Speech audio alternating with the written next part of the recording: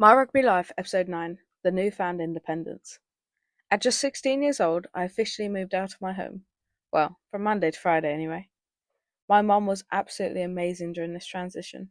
Every single Sunday, she would do a massive meal prep with me, so I had homemade meals ready for every day of the week. Then she'd pack me into the car, drive me all the way down to Oxford, stay for a cup of tea, then face the 2 hour drive straight back home. It was nearly 5 hours on the road every single Sunday, just to support my dream. At the end of the week, I would meet my dad at Panton for lunch, and then we took another 2 trains just to get home. Settling into accommodation at first was such a strange feeling. It wasn't like home, and it took a bit of time to adjust to being around new people all the time. Meeting my roommates was awkward at first. Everyone was polite, but you could tell we were all just trying to figure each other out. My roommate Max especially made a huge difference. He made sure I wasn't just sitting in my room all day when we didn't have training or lessons. He dragged me out to eat, hang out in the common areas, and just generally made the place feel so much less isolating.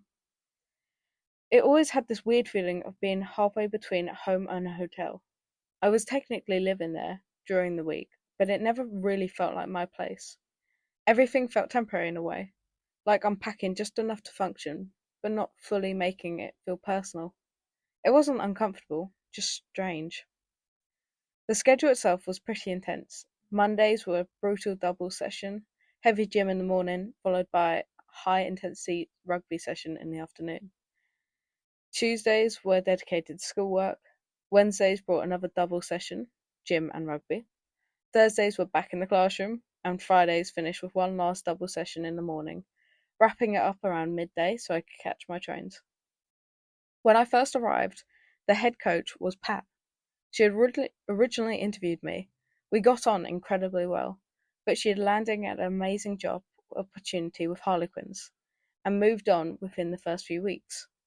A new coach came in. Right from the jump, we didn't really see eye to eye.